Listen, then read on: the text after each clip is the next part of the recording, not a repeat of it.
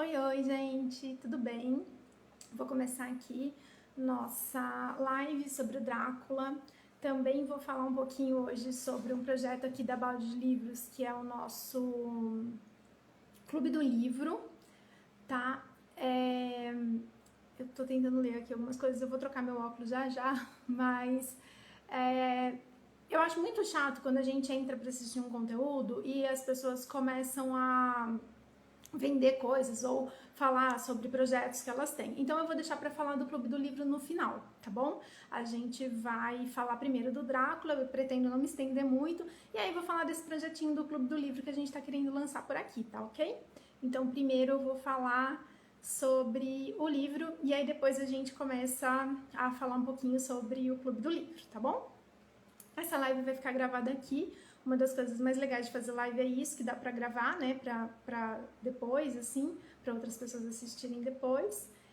Então, eu vou começar a falar, não tem ninguém ainda na live, mas eu vou começar a falar sobre o assunto pra ficar gravado aqui, a gente só tem 1 hora de live, né, então, vamos lá. Vou trocar o meu óculos pra poder enxergar, né, que esse é meu óculos de longe, eu vou colocar meu óculos de perto, pra eu poder ler aqui as minhas anotações sobre o Drácula, e vamos lá falar sobre isso. Bom, pra quem não me conhece, eu sou a Marina, eu sou uma das sócias aqui da Balde de Livros, e a gente resolveu fazer essa série de lives aqui na Balde pra gente falar sobre livros, pra gente divulgar livros, pra cada vez mais pessoas terem acesso a mais livros legais e ficarem interessadas em ler, né, e começarem enfim, ter o gosto pela leitura, né? Então a gente vai fazer aqui uma série de lives esse ano, né, de 2023, esse é um projeto que a gente já tinha, e agora esse ano a gente vai colocar em prática. Eu tô aqui com as minhas anotaçõezinhas, então de vez em quando vocês vão me ver olhando para baixo, pra gente falar um pouquinho do Drácula, tá bom? Antes de mais nada, eu peço desculpas se o microfone estiver pegando o som do ventilador. O ventilador tem que estar ligado hoje, tá muito calor. Eu tenho que fechar as janelas e a porta aqui, porque senão os cachorros latem, aí fica muito alto aqui dentro, atrapalha, né? Às vezes eu tenho que parar de falar, perco um pouquinho o fio da meada. Então, eu vou fazer... Então vai ficar o barulho do ventilador, porque eu tenho que ligar o ventilador de qualquer forma, tá? Então peço desculpas se o microfone pegar, espero que não pegue tanto, espero que não chegue a atrapalhar o som aí pra vocês, tá bom? Então vamos lá, vou começar aqui falando sobre Drácula de Bram Stoker. Tem tanta coisa para falar desse livro, mas tanta coisa, que eu tive que selecionar alguns tópicos principais, né? Porque senão a gente ia ficar aqui, sei lá, 3 horas falando só do Drácula, né? Bom, o Drácula é uma narrativa epistolar, né? Ele é contado através de cartas e um diário, né? Que foi escrito pelo personagem principal aí, né? O Jonathan Harker. E isso não é uma inovação do gênero, né? Mas é uma estrutura narrativa que ficou meio famosa nessa época, né? Mary Shelley também vai escrever o Frankenstein como uma narrativa epistolar, né? Ela começa como uma narrativa epistolar, a história do Frankenstein. Eu também vou fazer alguns contrapontos entre Drácula e Frankenstein, porque eles se convergem em alguns temas, né? Que é bem interessante a gente ressaltar aqui. E o Bram Stoker consegue fazer essa narrativa epistolar de uma maneira genial, realmente, né? Então, uma hora são inserções do diário do Jonathan Harker, em outras horas são cartas que ele troca com as pessoas, em outros momentos são gravações de gramofone, que naquela época deviam ser uma coisa muito, nova, né? Uma inovação tecnológica, mas isso tem um pouquinho também no livro. Então, ele vai fazer essa narrativa epistolar, né? Pelos olhos do Jonathan, principalmente, né? Em alguns momentos de outros personagens, mas também principalmente do Jonathan, né? Bom, é importante ressaltar que o Drácula ele foi baseado em um personagem real, né? No Conde Vlad Tepes, eu acho que é assim que pronuncia, eu acho que é Tepes ou Tepes, alguma coisa assim, escreve Tepes, T-E-P-E-S, que significava Vlad o Empalador, né? Então tem essa figura da Romênia, ele era um conde romeno, né? Um nobre romeno, que ficou conhecido por empalar os inimigos nas guerras nas quais ele se envolvia. Ele era, né, uma figura muito importante no exército da Romênia. Então a gente vai ter aí o Vlad o Empalador, que acabou virando uma figura muito... que povoou muito o imaginário da Inglaterra na era vitoriana, que é quando o Bram Stoker vai escrever o livro, né? E o Vlad, então, vai ser um muso inspirador do Conde Drácula, né? E aí é a partir desse personagem que o Bram Stoker escreve o livro. Eu vou voltar um pouquinho nisso depois, nessa personagem real, pra gente falar um pouquinho sobre um dos temas que eu escolhi aqui, então guardem essa informação, tá? O cenário é a Inglaterra vitoriana, né, em plena transformação pela Revolução Industrial. É óbvio que ele tem uma parte que se passa lá nos montes... Esqueci, gente. Mas, enfim, se passa um pouco no leste europeu, né, o começo do livro, onde o Jonathan fica lá preso no castelo do Drácula, mas a história mesmo se desenrola né, em Londres, na Inglaterra, em vários lugares da Inglaterra, né, também em Londres, na Era Vitoriana, né, Era Vitoriana, Rainha Vitória, né, e a gente está falando aqui do século XIX, fim do XIX, começo do XX, que é uma época que me interessa muito nos meus estudos históricos. Pois é verdade, o Vlad mexeu mesmo aí com o imaginário das pessoas. Eu não consegui, na verdade eu não me atentei a isso, de anotar aqui, quando o Vlad Tepes viveu, né? Eu gostaria até de ter essa informação aqui para trazer por quantos anos, por quantos séculos essa figura dele ficou tão imponente, mas eu acredito que seja lá no século XII, XIII, se não estou enganada, tá? Bom, os personagens, eles prendem porque eles são muito interessantes, eles são muito bem construídos, né? Mas eles têm um pecado, né? Que eles são um puro estereótipo da virtude, né? Fora o Drácula e todos os personagens linkados ao Drácula, os personagens europeus ingleses, né? Eles são todos um exemplo do estereótipo de virtude, são todas pessoas muito virtuosas, muito honradas, muito cristãs, muito maravilhosas. Isso deixa a gente um pouco cansado em alguns momentos, sabe? São as pessoas muito perfeitas, mas os personagens são muito bem construídos, e principalmente a figura do Drácula. Então isso vai prendendo a atenção da gente, fazendo com que a gente se identifique com um ou outro personagem ao longo da trama. Quase assim, não é que é uma identificação literal, né? Porque, como eu disse, eles são personagens muito perfeitos, mas rola uma identificação com vários personagens ao longo da trama. Tem uma coisa muito legal no livro que me chamou muita atenção, que é o trabalho em equipe, né? É engraçado, assim, eles prendem o suspense da gente, os personagens, porque eles têm... Por exemplo, eles têm que fazer ações conjuntas de que eles vão se separar em algum momento e se encontrar em outro momento, e tem que ser perfeito, assim, para não ter... para ninguém morrer, para não dar nada errado, né? Então prende a gente fica naquele suspense, será que isso vai dar certo, será que não? E o trabalho em equipe que o Bram Stoker traz aqui para essa história é bem legal da gente acompanhar, uma coisa que prende muito o imaginário da gente. Não é que eles não têm defeitos, eles têm, e a gente vai falar sobre isso, né? Só que eles são muito estereotipados nessa questão da virtude, né? Eles têm muito... São todas pessoas realmente muito virtuosas. Isso cansa um pouco na leitura, mas os defeitos que eles têm, eles são explicados dentro dessa noção de virtude da era vitoriana, entendeu? Acho que é mais ou menos isso que eu quis dizer. E isso é que torna os personagens um pouco cansativos, tá? É isso. Basicamente... E depois, obviamente, a gente vai ter outras questões pra gente criticar, mas isso é uma coisa que na narrativa fica um pouco cansativo. Você sabe que é uma pessoa muito perfeita e aí você vai meio que cansando, principalmente pra nós aqui da contemporaneidade, porque a gente já tá acostumado com outro estilo de escrita, né, de leitura, portanto, que traz personagens mais reais, né, para nossas leituras, né, então a gente acaba sentindo um pouco isso. Uma coisa que eu queria fazer um contraponto aqui também, que é uma crítica muito comum ao Frankenstein, que eu ouvi muita gente fazendo ao Drácula, que são as longas descrições de cenário. Realmente é um pouco cansativo quando, por exemplo, tanto no Frankenstein quanto no Drácula, eles ficam descrevendo milhares e milhares de cenários, ou, por exemplo, então tem uma montanha, e aí ele vai descrever minuciosamente aquela montanha.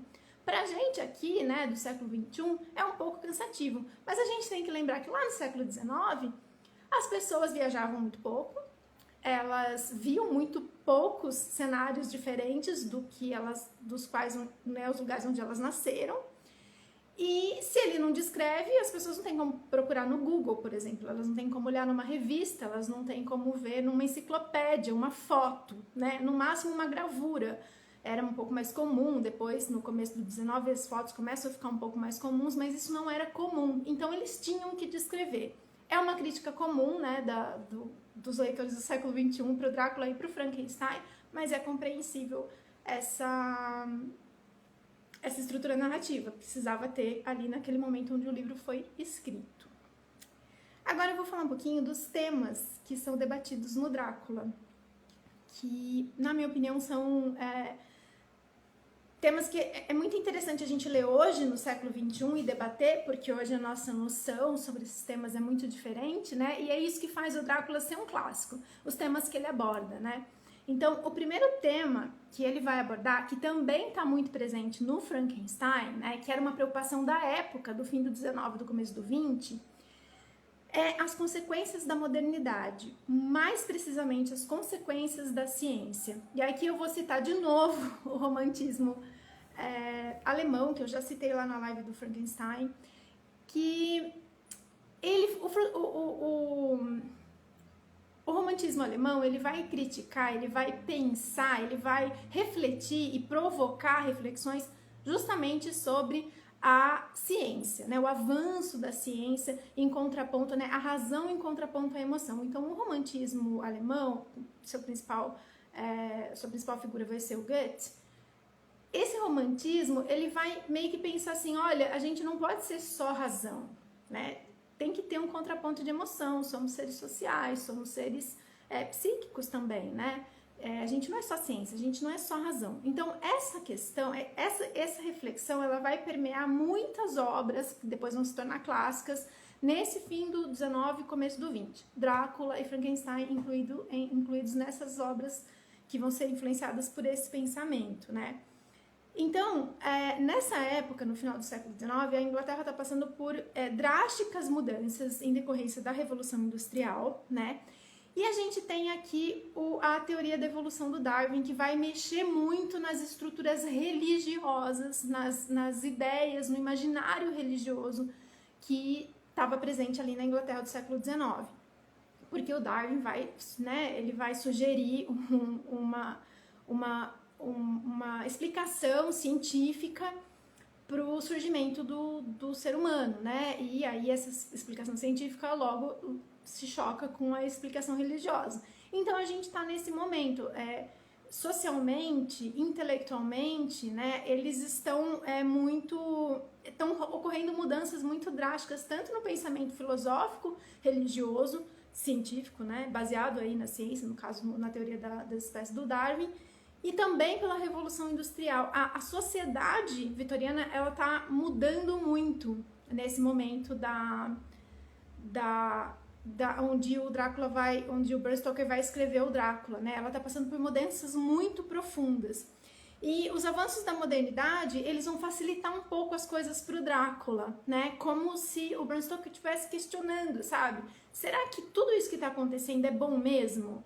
Né? Será que isso não está permitindo que o demônio entre nas nossas vidas, entre nas nossas casas, destrua as nossas famílias? É mais ou menos isso que o Bram Stoker vai questionar aqui, quando ele está trazendo, né, as consequências da modernidade, né?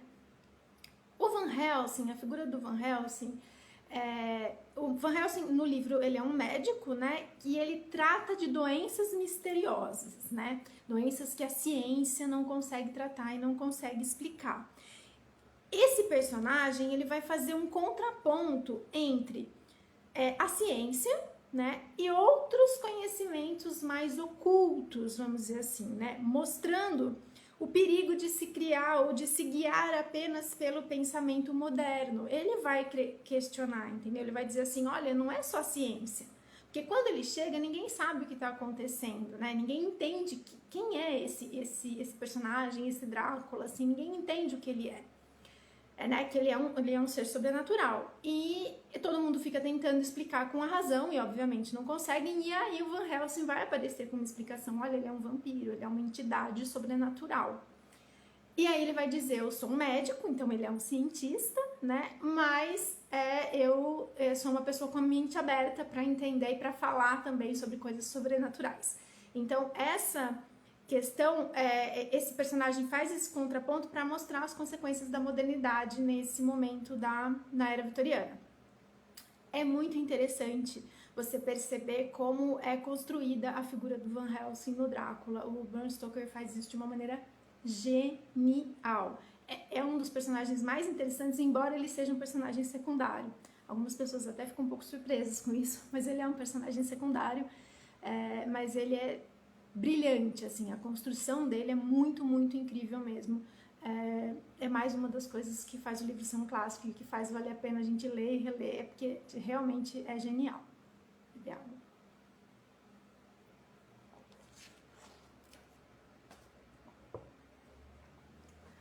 Outro tema que é abordado no Drácula são os papéis da mulher vitoriana. E eu acho que o livro inteiro é sobre isso, tá? É um consenso que o Drácula é uma ode, assim,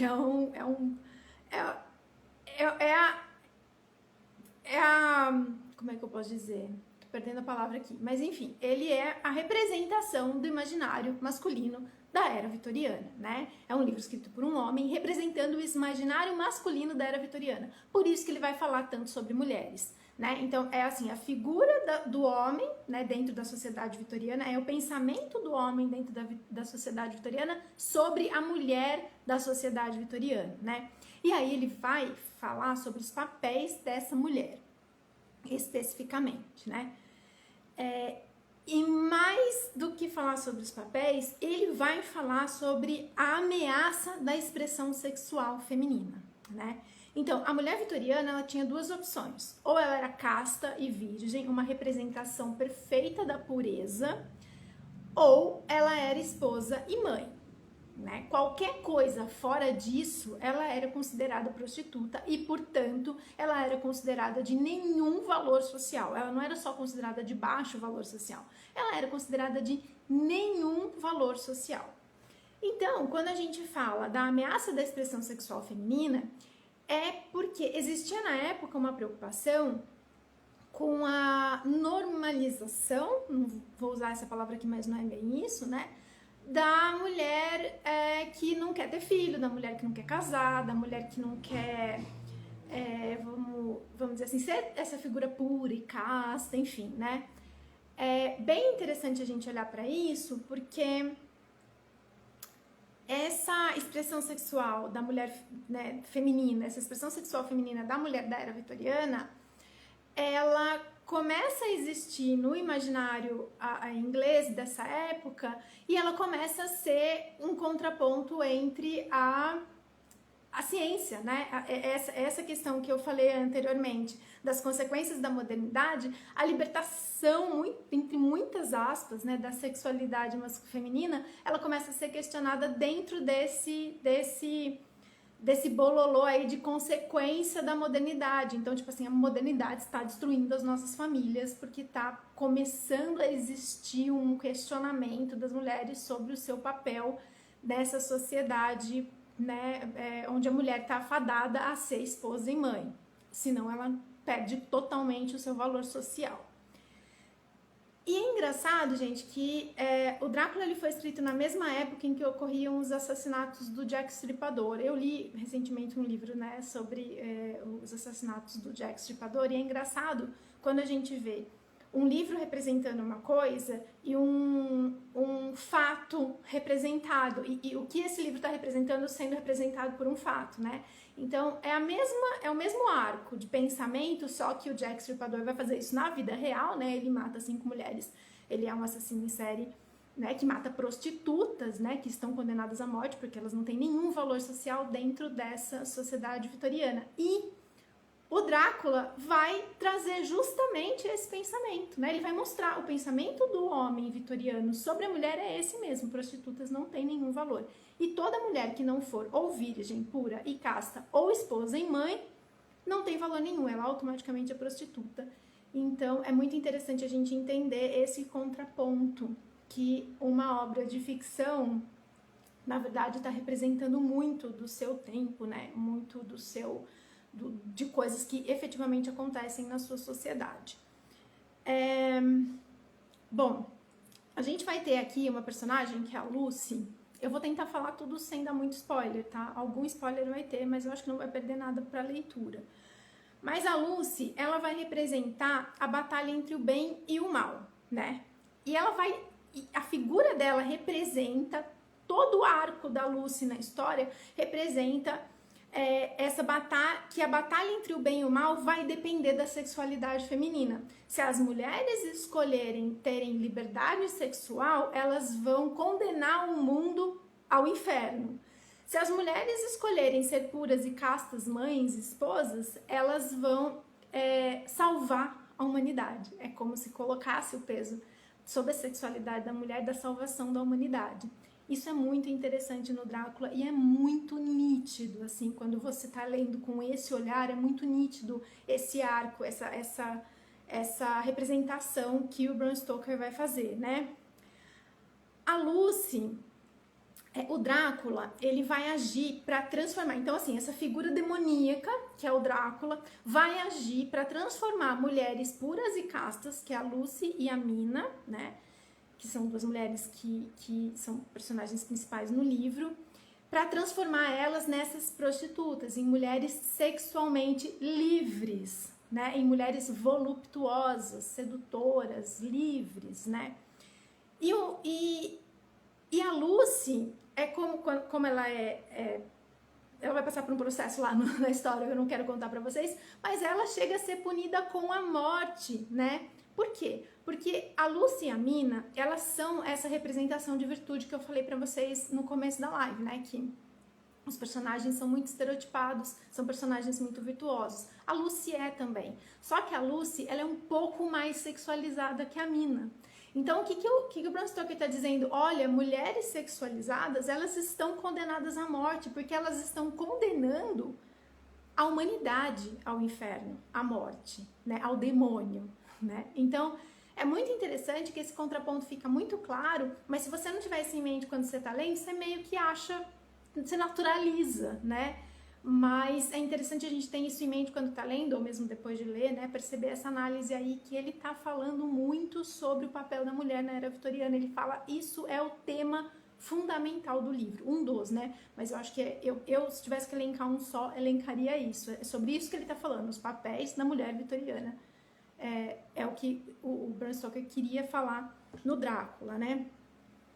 Já os homens, dentro desse contraponto, eles não querem se associar a uma prostituta. Então, eles se preocupam muito que a Mina caia nas garras do Drácula, né, do demônio. Então, eles vão fazer tudo para salvar a Mina, porque salvar a Mina significa salvar a sua própria imagem, a sua própria reputação, né? Então, enquanto as mulheres estão condenadas à morte por uma possível sexualização, os homens estão preocupados com a sua reputação, e aí a reputação deles, né, ela justifica, né, a morte das mulheres. É mais ou menos isso. Não é tão, assim, quando você tá lendo, prende muito, então a história prende, recomendo que vocês leiam, parece que eu tô falando aqui que o livro é horrível, mas não, é muito genial, mas é interessante a gente perceber esse pano de fundo aí, tá?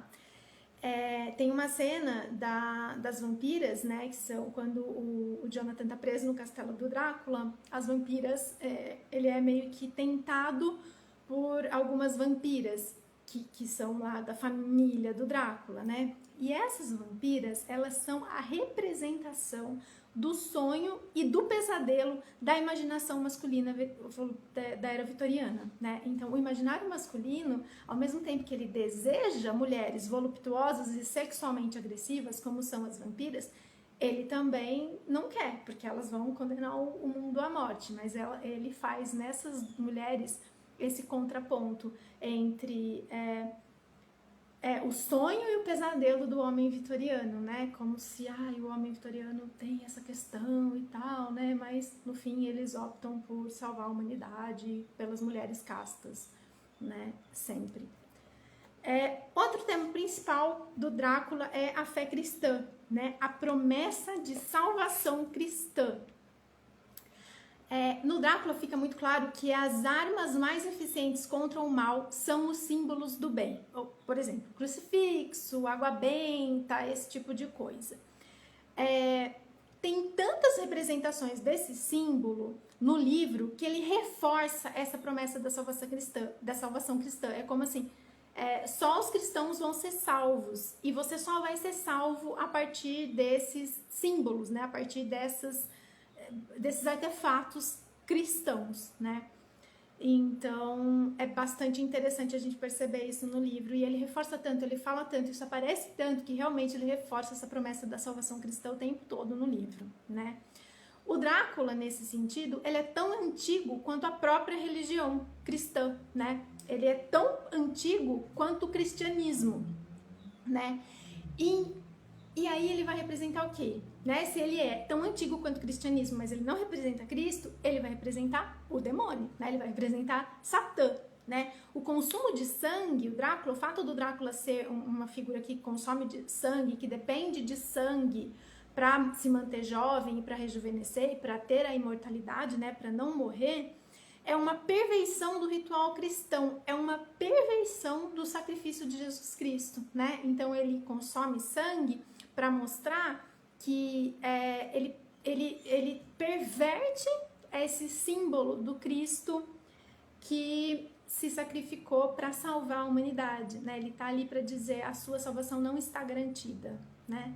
É isso, basicamente. Uma coisa muito interessante, que é o terceiro tema que eu elenco aqui no Drácula, é a gente notar, acho que eu tinha mais uma coisa para falar aqui. Tem mais uma coisa muito interessante aqui que tem a ver com 2 pontos, na verdade. O terceiro ponto que eu queria trazer aqui, o terceiro tema, é a propaganda contra os povos do Oriente, né? Então, o Drácula, ele é do leste europeu, lá do Oriente, né? O navio em que o Drácula vem, que ele sai lá do Oriente e vem para a Inglaterra, se chamava Czarina Katerine. E ela era era uma imperatriz russa, que ficou muito famosa também no imaginário do homem da era vitoriana pela sua promiscuidade, né? Então, esse símbolo do nome do navio também mostra essa propaganda contra os povos do Oriente, né? Olha, eles são bárbaros, eles não são cristãos, eles são demônios, né? Então, tinha lá a Czarina promíscua, e tem o Drácula, que é a encarnação do demônio, e é lá um cara do Oriente, lá baseado, né, no Vlad Tepes, que é Vlad o Empalador, o conde que eu falei no começo da live. O Drácula, ele é uma forma do Bram Stoker apresentar essas figuras estranhas, porque tem uma religião diferente, embora, né, cristãos ortodoxos, mas eles têm umas religiões diferentes, eles têm um folclore diferente, eles têm umas coisas muito diferentes do que é o certo, do que é o civilizado, né, que é a nossa sociedade inglesa, né, vitoriana, é o certo. Isso aqui é a civilização. Tudo fora disso é bárbaro, né? Tudo fora disso é visto com estranheza e com muito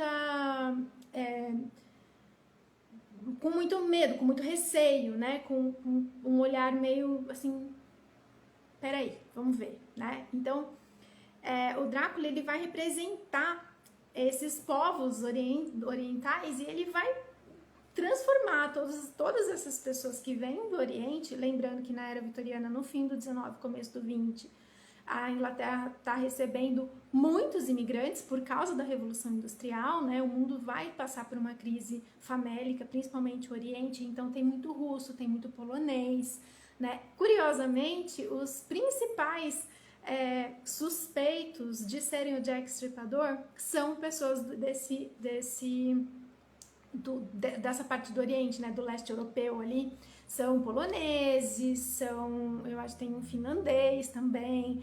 Então é engraçado a gente ver como na realidade isso também rolava, né? E o Drácula, ele vai mostrar isso, né? É isso, a gente tá falando, olha, a luta do bem inglês, né, cristão, que tem mulheres puras, civilizado, contra o leste, contra um Oriente demoníaco, né? Então é muito interessante a gente perceber isso, que o Drácula, ele vai mostrar esses povos como inimigos espirituais, né? E ele vai servir depois. É curioso uma coisa também, o livro não é tão famoso logo no lançamento.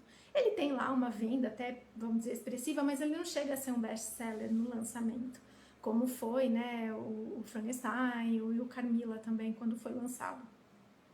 O Drácula, ele vai ser famoso um pouquinho depois. Por quê?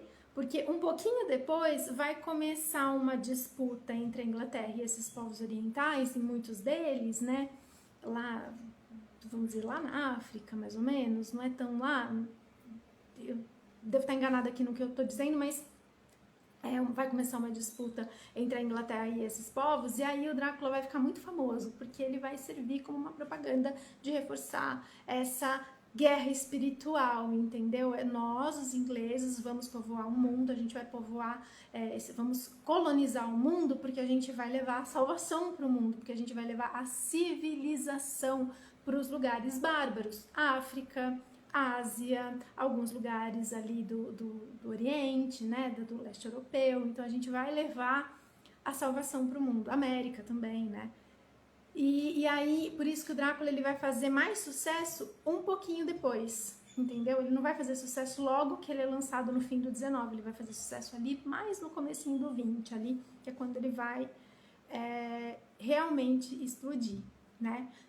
Então, era isso que eu queria falar sobre o Drácula, era, né, sobre esses temas que eu queria trazer para essa live. Eu acho que é uma das obras que a gente é obrigado a ler, não tem como a gente não passar a vida, né, enquanto leitores, sem ler o Drácula. Eu recomendo muito que vocês leiam. Eu, particularmente, não gosto da adaptação para o cinema.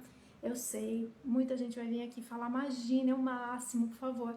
Eu não gostei, porque a figura do Drácula no livro, ela é muito mais assustadora, ela é muito mais misteriosa do que o que acabou chegando no filme. Então, por causa dessa, e assim, o Drácula do filme, ele é estereotipado, ele é muito maquiado, ele tem um cabelo estranho, ele é uma figura toda esquisitona, e ele perdeu um pouco daquele mistério e principalmente daquele terror que ele apresenta no livro. No livro, quando ele está apresentando o Drácula, na primeira parte do livro, a gente passa por situações de muito medo. Ele realmente traz, você se sente assim ameaçado e ao mesmo tempo preso pela história para saber o que vai acontecer por causa dessa apresentação da figura do Drácula. Eu não percebi isso no filme, então fica aqui a minha crítica, né? Aí a adaptação pro cinema. Então agora, falando um pouquinho da live não, meu Deus, do projeto do Clube do Livro, aqui no finzinho da live, eu queria falar com vocês. A gente estava já, desde o ano passado, querendo montar um Clube do Livro aqui na Balde de Livros, e para esse ano vai ter. Só que a gente pensou em vários formatos, a gente ficou aqui discutindo como seria o melhor formato, presencial, online, enfim, tipo uma reunião pelo Zoom, alguma coisa assim. E a gente chegou a um denominador comum, a gente chegou a uma ideia, né? Então a gente vai fazer um clube do livro aqui, todo mês a gente vai pegar um livro, né? Esse mês foi o Drácula, A gente acabou, eu não tive tempo nas primeiras semanas de publicar muito sobre isso, então acabou ficando meio pertinho, né? Eu falei que a live ia rolar, ficou uma semana só de diferença, né? De tempo para ler o livro, mas a gente vai fazer assim, no começo do mês a gente vai mostrar o livro que vai ser discutido, eu vou abrir aqui uma votação, uma enquete nos stories, aí a gente vai escolher qual livro a gente quer, via enquete, qual livro vai ser trabalhado, aí a gente vai anunciar esse livro e no fim do mês eu vou fazer uma live aqui, no formato dessa live mesmo, pra gente discutir esse livro que foi escolhido, tá? Então, aí na live, por exemplo, quem quiser entrar ao vivo vai poder entrar, quem quiser só ficar aqui comentando sobre o livro aqui nos comentários vai poder comentar, né? Então é uma coisa mais solta, não necessariamente a pessoa precisa ler o livro todo, né? Às vezes não dá tempo, às vezes não consegue, mas pode vir para a live e a gente vai começar a montar um clube do livro nesse sentido, né? E aí as lives vão ficar salvas aqui, então sempre que a pessoa quiser vir aqui e ouvir, né, o que a gente discutiu sobre o livro, a live vai estar salva. E aí, se esse projeto engatar, se isso der certo mesmo, para o segundo semestre a gente vai pensar em algum outro formato, talvez presencial, talvez mais... ou online mesmo, tipo via Zoom, uma reunião online mesmo, então isso talvez para o segundo semestre. E no primeiro semestre é isso, a gente vai colocar um livro logo no começo do mês, uma enquete, aí a gente escolhe o livro junto, aí no fim do mês a gente faz a live aqui sobre o livro escolhido, tá bom? Então é isso que eu queria falar com vocês. Drácula é um livro que realmente rende muito, a gente poderia ficar aqui horas e horas e horas falando, mas eu quis elencar esses temas, discuti-los com vocês. Espero que vocês tenham gostado. Para mim é sempre um prazer falar sobre livros e nos vemos aí na próxima live que vai rolar, onde eu vou dar dica de 3 livros para esse comecinho de ano, tá bom? Tchau, tchau, até mais!